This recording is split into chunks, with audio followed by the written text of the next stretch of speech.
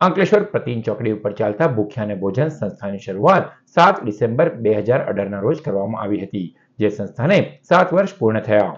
ભૂખ્યા અને ભોજન સંસ્થા સાંજે એક ટાઈમ પ્રતિન ચોકડી ખાતે નિઃશુલ્ક ભૂખ્યાઓને કોઈ પણ ભેદભાવ વગર ભોજન પૂરું પાડે છે.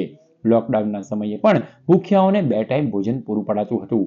ભૂખ્યાના ભોજન સંસ્થાના કાયમી દાતા તરીકે મંગલમ પરિવારના ભરતભાઈ પટેલ, હમ ટીવીના અસલમભાઈ ખેરાણી તેમજ વિવિધ દાતાઓના સહયોગથી ભૂખ્યાનું ભોજન સતત છેલ્લા 6 વર્ષથી ચાલી રહ્યું છે, જેમાં અંકલેશ્વર તાલુકાની પૂજા પોતાના જન્મદિવસ, લગ્ન, વર્ષગાંઠ તેમજ મૃત્યુતિથિ નિમિત્તે ભૂખ્યાઓને ભોજન કરાવી સંસ્થાને અનાજનું દાન આપે છે.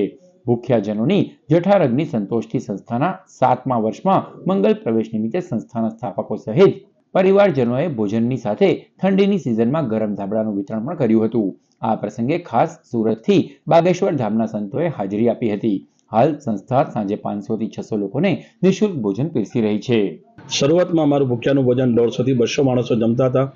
પછી જેમ જેમ માણસો વધતા ગયા તેમ તેમ અમે અમારા મિત્રો વર્ગોને વાત કરી. એ મિત્રો વર્ગોમાં અમને સહયોગ મળતો ગયો. એ કડીમાં ભરતભાઈ મંગલમ પરિવાર છેલ્લા 6 વર્ષથી રસોઈનો પગાર આપે છે અને 2 વર્ષથી ગુજરાત ગેસનું બિલ આપે છે.